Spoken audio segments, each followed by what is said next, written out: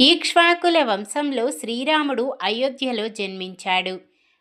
వంశపరంగా అయోధ్య మాత్రమే ఆయన రాజధాని అయినప్పటికీ అనేక కాలాలు గడిస్తూ భక్తి సాహిత్యం, పౌరాణిక వ్యవహారం, ముఖ్యంగా వాల్మీకి, కాళిదాస తరువాత అలవాటైన భక్తి వ్యాఖ్యలు ఆయనను సాకేత రాముడు అని పిలిచాయి. ఇది వంశ సంబంధ పదం కాదు, ఆ నగరానికి ఉన్న ప్రత్యామ్నాయ నామంతో సంబంధం ఉన్న సంబోధన.